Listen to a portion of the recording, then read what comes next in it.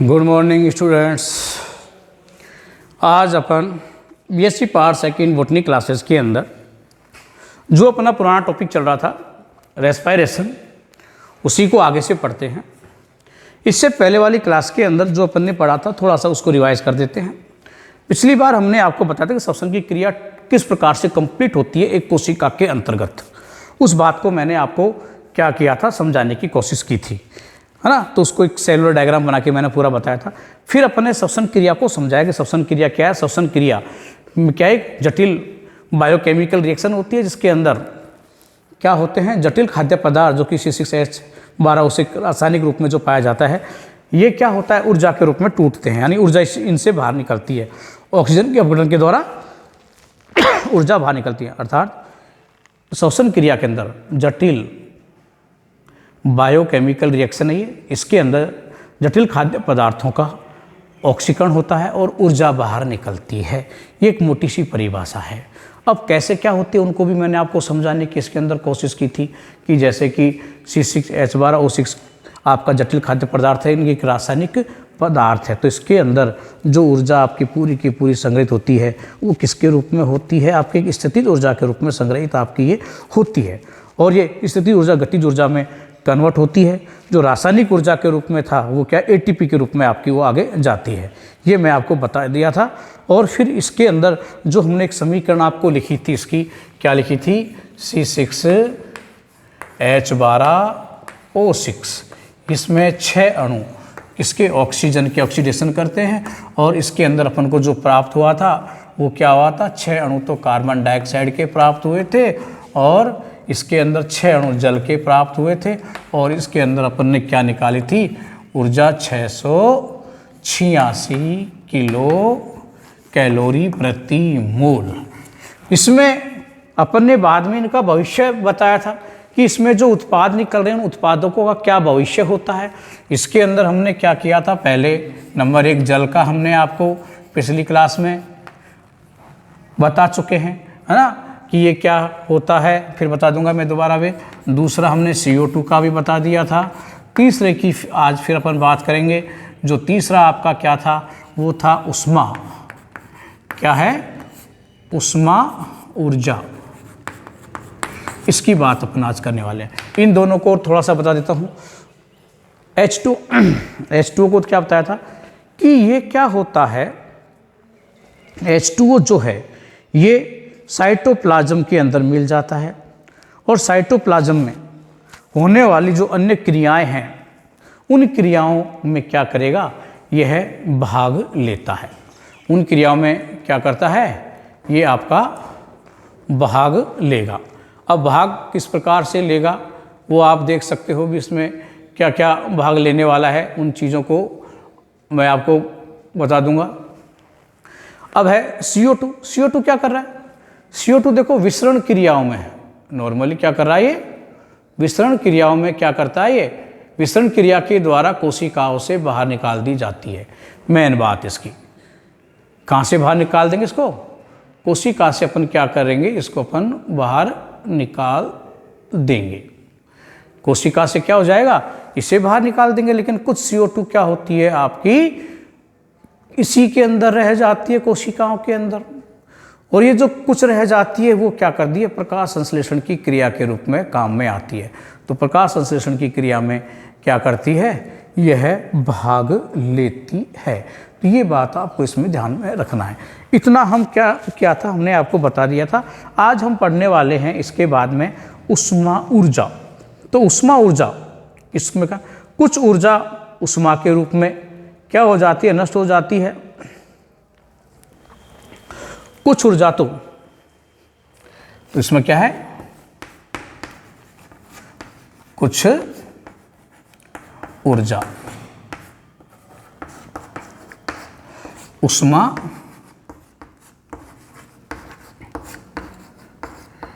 के रूप में नष्ट हो जाती है, पहली बात। दूसरा और भी ऊष्मा है। आप जानते हो पादपों के अंदर एक क्रिया होती है वाष्पोत्सर्जन, ट्रांसपायरेशन। तो ट्रांसपायरेशन में क्या होता है, जल बाहर निकलता है तो उसमें काम में आएगी। तो क्या होगा, इसमें कुछ जो ऊर्जा है, कुछ ऊर्जा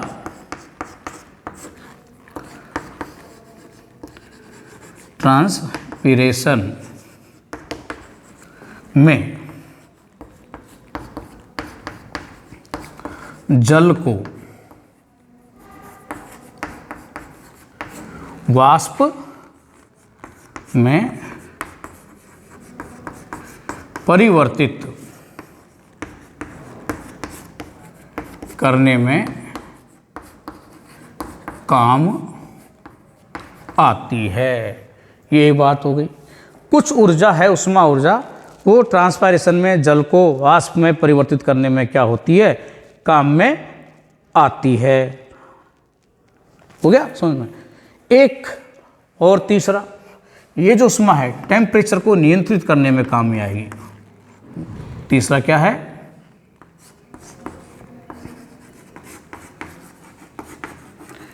टेम्परेचर को नियंत्रित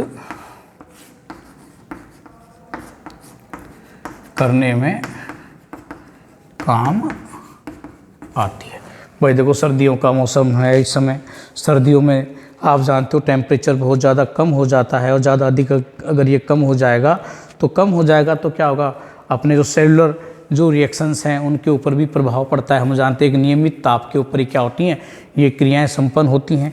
जिससे ज़्यादा कम तापमान हो जाएगा तो क्या होगा, ये क्रिया हो ही नहीं पाएंगी ढंग से। तो उसके लिए क्या होता है, उसको टेम्परेचर को नियमित रखना ज़रूरी है। तो ये उष्मा क्या आती है, वहाँ काम में आती है, तो अपन इसको भी काम में ले लेते हैं। अब लास्ट ऊर्जा बच गई आपकी, जो निकली थी एटीपी के रूप में। तो ये किस काम के अंतर्गत आती है।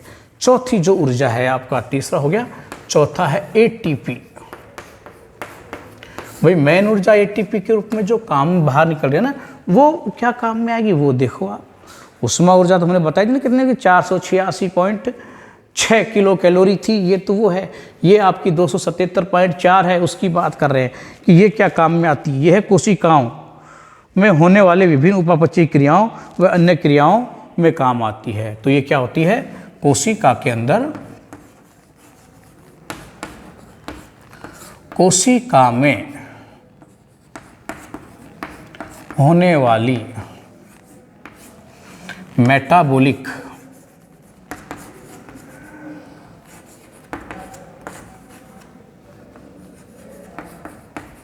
रिएक्शंस में व अन्य क्रियाओं में काम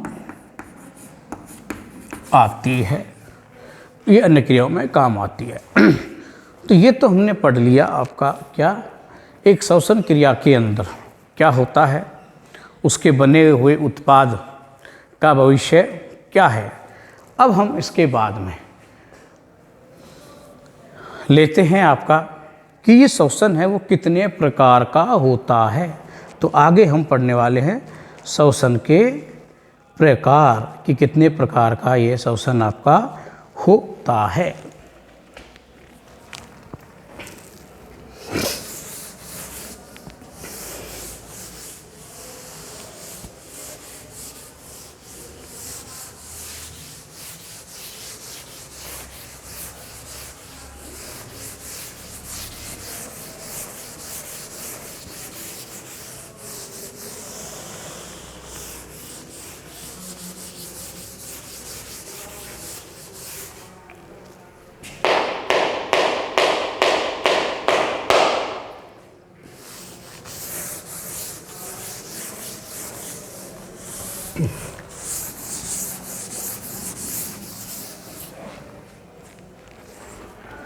अब है टाइप्स ऑफ रेस्पिरेशन।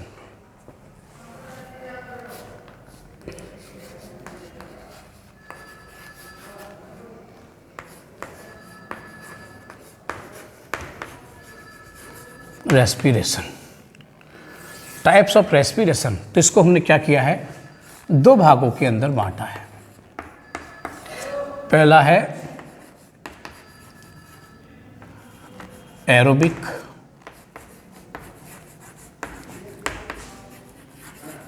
रेस्पिरेशन, दूसरा है एन एरोबिक रेस्पिरेशन। एक एरोबिक हो गया, दूसरा कौन सा हो गया, एन एरोबिक रेस्पिरेशन। ये दो प्रकार का आपका श्वसन होता है। आज हम जो लेते हैं वो लेते हैं आपका क्या, एरोबिक रेस्पिरेशन, यानी कि वायवीय श्वसन। वायवीय श्वसन। तो वायवीय श्वसन क्या होता है, तो देखो भाई, वायवीय श्वसन की जो समीकरण हमने बताई थी, आपको क्या बताया था, C6H12O6 और 6O2 हो गया। ये कन्वर्ट हुआ था आपका इसमें 6 कार्बन डाइऑक्साइड, 6 अणु जल के और 686 किलो कैलोरी प्रति मोल ऊर्जा अपन को क्या होती है, इसके अंतर्गत प्राप्त हो जाती है ना। तो इस प्रकार का श्वसन ऑक्सीजन की उपस्थिति में होता है। सबसे महत्वपूर्ण बात है, श्वसन पदार्थ का पूर्ण ऑक्सीकरण होकर क्या CO2 और ये अपघटित हो जाते हैं। तो इस क्रिया के अंदर क्या हुआ, इस क्रिया में जो आपका जटिल खाद्य पदार्थ है, इसका पूर्ण ऑक्सीकरण होता है, वह यह CO2 है H2O में टूट जाता है। यह है क्रिया O2 की उपस्थिति में होती है। ये मेन बात है इसमें, यह क्रिया O2 की उपस्थिति में होती है। इस क्रिया में क्या होता है, इस क्रिया में 38 ATP के अणु, 38 ATP के अणु बनते हैं। इस क्रिया में कितने, 38 ATP के अणु बनते हैं। वह 600 किलो कैलोरी ऊर्जा मुक्त होती है, वह 686 किलो कैलोरी ऊर्जा मुक्त होती है। इतनी ऊर्जा इसमें क्या हो जाती है, मुक्त हो जाती है। ये पूरी क्रिया है 3 चरणों के अंदर क्या होती है, आपकी कंप्लीट होती है, जो मैं आपको पहले बता भी चुका हूँ। फिर करते हैं। यह क्रिया 3 चरणों में पूर्ण होती है। नंबर 1, ग्लाइकोसिस। ग्लाइकोसिस का मतलब क्या होता है, ग्लूकोज का टूटना। दूसरी क्रिया जो होती है क्रेब्स साइकिल, और तीसरा होता है ETS, इलेक्ट्रॉन ट्रांसपोर्ट सिस्टम या इलेक्ट्रॉन ट्रांसपोर्ट या ट्रांसफर, है ना, ट्रांसपोर्ट सिस्टम। ये 3 स्टेप हैं इस पूरी क्रिया के, जो 3 चरणों में हम क्या करेंगे, इसको पूरे को पढ़ते हैं। ये जो क्रियाएं हैं कहाँ होती हैं, ये मैंने बताया था कि ये आपकी समस्त जो क्रियाएं हैं ये कहाँ होने वाली हैं, जो मैं आपको बता चुका हूँ। ये कहाँ होती हैं, ये क्रिया तो होती है साइटोप्लाज्म में, साइटोप्लाज्म प्लाज्म में, और ये जो दोनों क्रियाएं हैं ये होती हैं आपकी माइटोकॉन्ड्रिया में। तो साइटोप्लाज्म और माइटोकॉन्ड्रिया के अंदर ये क्रियाएं क्या होती हैं आपकी संपन्न होती हैं। आई बात समझ में? तो ये हुआ आपका एरोबिक रेस्पिरेशन। कैसे क्रिया संपन्न होती है वो मैं आपको ऑलरेडी पहले से ही क्या कर चुका हूँ। जब पहला लेसन बताया था उसको आप एक बार देखोगे तो आपको समझ में भी आ जाएगा कि किस प्रकार से हुआ। तो एक बार शॉर्ट रूप में अगर आप चाहते हो तो मैं उसको एक्सप्लेन करने की कोशिश और कर देता हूँ कैसे होती हैं तीनों सिस्टम। और देखो कि हमने आपको क्या बताया था कि यह एक कोशिका है। ये हमने क्या ले ली, कोशिका हो गई, और इस कोशिका के अंदर क्या पाया जाता है, माइटोकॉन्ड्रिया पाया जाता है। तो ये रहा आपका माइटोकॉन्ड्रिया, ये क्या बना दिया अपन ने, माइटोकॉन्ड्रिया। तो ये तो क्या है आपका सेल है, और इसमें ये क्या भरा है, साइटोप्लाज्म हो गया। और ये क्या है, माइटोकॉन्ड्रिया की, ये है माइटोकॉन्ड्रिया, क्या है ये, माइटोकॉन्ड्रिया। ये इनर मेम्ब्रेन या आउटर, बोलो आउटर मेम्ब्रेन। एक और होती है अंदर एक इस प्रकार से रिंकल युक्त एक क्रिस्टी, ये जो क्रिस्टी होती है ये आपकी इनर मेम्ब्रेन है। ये कौन सी मेम्ब्रेन हो गई, इनर मेम्ब्रेन हो गई। और इस इनर मेम्ब्रेन में पूरी के अंदर ये क्या भरा पड़ा है,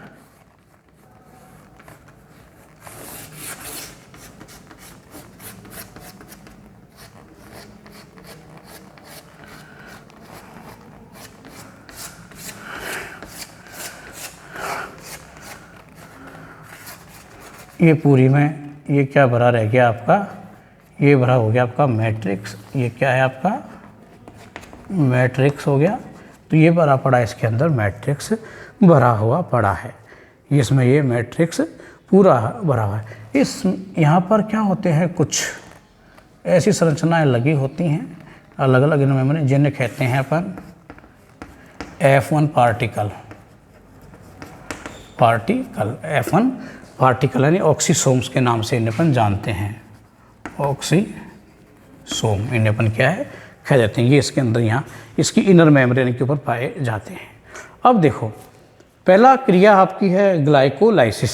तो ग्लाइकोलाइसिस तो साइट इसमें, तो यहाँ तो क्या पड़ा होता है आपका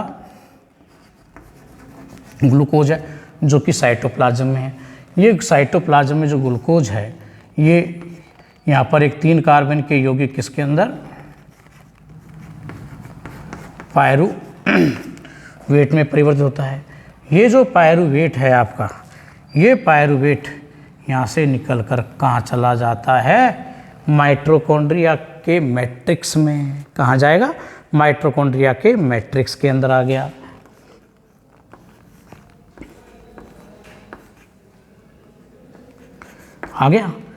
इसको मैं शॉर्ट ले दूँ, 3 कार्बन का यौगिक है ये, पायरुवेट है ना। अब ये इसमें आने के बाद में ये यहाँ पर इसमें CO2 बाहर निकल जाता है, तो 2 कार्बन का एसिटाइल को एंजाइम ए रह जाता है। क्या रह जाता है, एसिटाइल को एंजाइम ए रह जाता है आपका, है ना।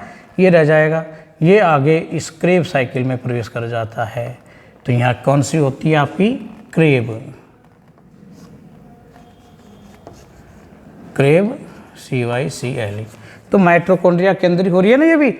और इस क्रेब साइकिल में बाद में क्या बनते हैं आपके NADH+, ये यहाँ पर ऑक्सीसोम के अंदर आते हैं और यहाँ कौन सा चक्र चलता है आपका ETS साइकिल चलता है, जो कि माइटोकॉन्ड्रिया की इनर मेम्ब्रेन पर हो रहा है। तो ये भी कहाँ हो रहा है, माइटोकॉन्ड्रिया के अंतर्गत ही हो रहा है। तो ये क्रिया भी क्या होती है, यहाँ पर ये आपकी संपन्न हो जाती है। तो इस प्रकार से आपको मैंने बताया कि एरोबिक रेस्पायरेशन की जो क्रिया है कैसे संपन्न आपकी यहाँ पर ये होती है।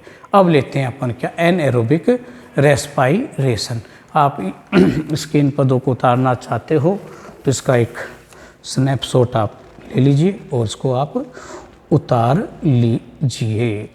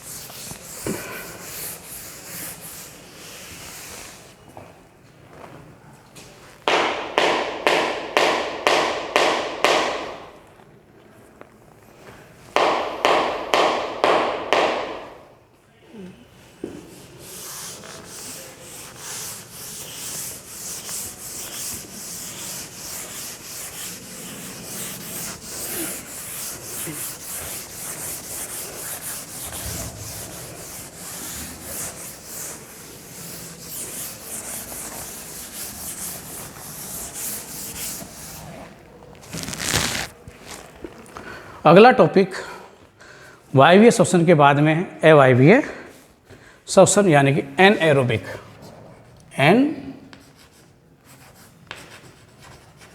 Aerobic respiration.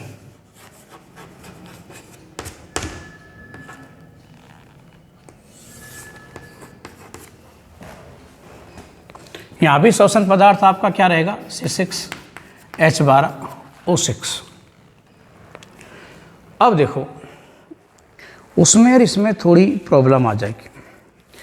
वहाँ हमने क्या बताया आपको, ऊर्जा के बारे में बात की थी ना, ऑक्सीजन से क्रिया होती है, यहाँ ऑक्सीजन की अनुपस्थिति में यह क्रिया होती है, सबसे महत्वपूर्ण बात। और बनने वाला जो पदार्थ ये आपका ऑक्सीजन नहीं है तो इसका पूर्ण अपघटन नहीं होता, इस खाद्य पदार्थ का इसका अपूर्ण अपघटन होता है। अपूर्ण अपघटन होने से इसमें क्या होते हैं, पहले मध्यवर्ती विषैले पदार्थों का निर्माण होता है और मध्यवर्ती विषैले पदार्थों में एक बनता है आपका क्या C2H5OH, C2H5OH जिसे क्या कहते हैं अपन एथेनॉल। एथेनॉल क्या कहा जाता है, एथेनॉल यानी कि एथिल एल्कोहल इसे हम कहते हैं। ये आपका क्या होगा प्राप्त हमें होता है और साथ में ही इसमें क्या निकलेगी, कार्बन डाइऑक्साइड भी अपन को क्या हो जाती है, इसमें कुछ कार्बन डाइऑक्साइड अपन यहाँ क्या देखेंगे प्राप्त इसके अंदर होगी और इसमें क्या निकलेगी, कुछ CO2 बाहर निकल जाती है और साथ में निकलती है इसके अंदर एनर्जी, जो कि उसकी तुलना में बहुत कम होती है। वहाँ तो बहुत ज़्यादा ऊर्जा क्या होती है आपकी निकलती है, जबकि इसके अंदर जो ऊर्जा निकलने वाली है वो क्या होती है, बहुत ही कम होती है। लगभग 56 या 50 किलो कैलोरी ऊर्जा के समथिंग देखा जाता है। इसमें क्या है, जैसे 56 है या 50 है, 56 अलग अलग वेरिएशन है, इसको ऑथेंटिक मत मानो आप, कहीं 50 पे लिखा हुआ है, 56 किलो कैलोरी प्रति मोल ये ऊर्जा अपन को क्या होती है इसके अंदर प्राप्त होती है। तो यहाँ हमने क्या देखा कि पूर्ण रूप से इसका अपघटन यानी कि जो खनिज आपका पदार्थ है, जटिल खनिज पदार्थ है, उसका पूर्ण रूप से अपघटन नहीं होता है। इसके अंदर क्या होते हैं, मध्यवर्ती पदार्थों का पहले क्या हो जाता है आपका निर्माण होता है ना, और बाद में जाकर ये क्या होता है, इसमें जो ATP के अणु ऊर्जा तो निकल रही है, बाद में क्या होगा, ये अन्य पदार्थों के अंदर भी क्या होते हैं आपके टूटते हैं, इनका भविष्य कुछ अलग होता है, उसके बारे में अपन बाद में बात करने वाले हैं। तो मैं इसी के बारे में बता देता हूँ आपको क्या होता है। इसमें क्या क्या हुआ, सबसे पहले यह है क्रिया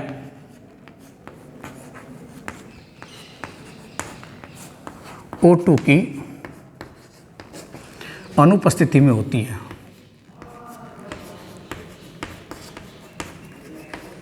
O2 की अनुपस्थिति में होती है।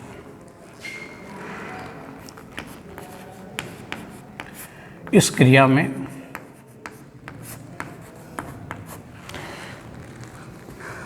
जटिल खाद्य पदार्थ का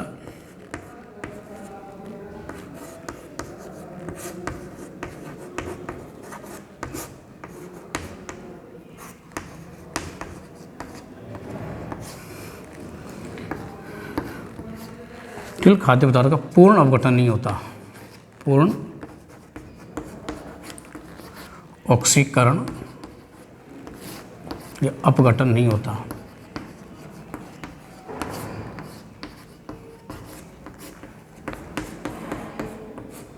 नहीं होता है।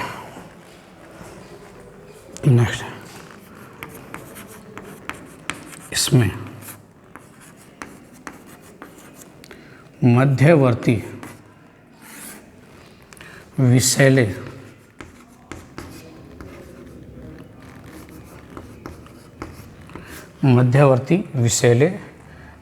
पदार्थों का निर्माण होता है। पदार्थों का निर्माण होता है, जैसे ethyl alcohol, ethyl alcohol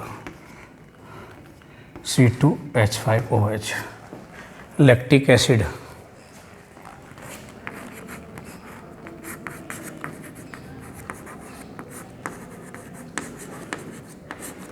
butyric acid,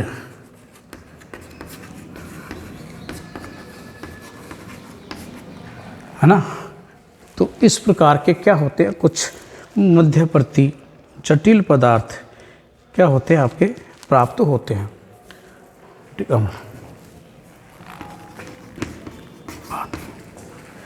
next, वह इसमें CO2 भी बाहर निकलती है।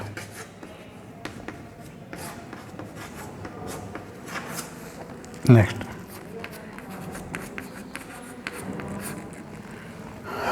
अब इसमें भी क्या होगा भाई, आपका ATP के अणु बनते हैं। कितने बनते हैं? 3 ATP के अणु ना इसमें।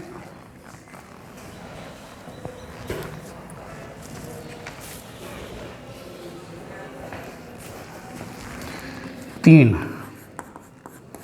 ATP के अणु बनते हैं। वह 50 किलो कैलोरी प्रति मोल ऊर्जा निकलती है। तो इसमें भी हमने क्या देखा, उसकी तुलना में ये छोटा पद है। जो क्रिया हो रही है ऑक्सीजन की एब्सेंस में हो रही है, इसीलिए हमने इसको क्या कह दिया, एनारोबिक रेस्पिरेशन कह दिया।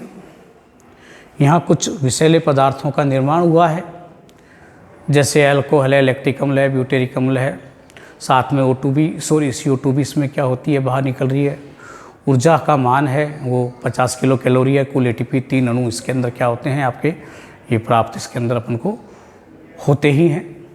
और जटिल खाद्य पदार्थ का पूर्ण रूप से अपघटन नहीं हो पाता है। ये इसमें महत्वपूर्ण बातें आपकी होती हैं। तो ये हमने पढ़ा अवायवीय। अब इसके बाद में हम अगला जो टॉपिक लेंगे इसका, वो लेंगे क्रेब साइकिल, क्योंकि ग्लाइकोलाइसिस आपके सिलेबस में है नहीं, तो इसलिए उसको हम पढ़ाएंगे नहीं। आपको कौन सा पढ़ाने वाला है, क्रेब साइकिल। तो नेक्स्ट टॉपिक आपका होगा क्रेब साइकिल। Thank you.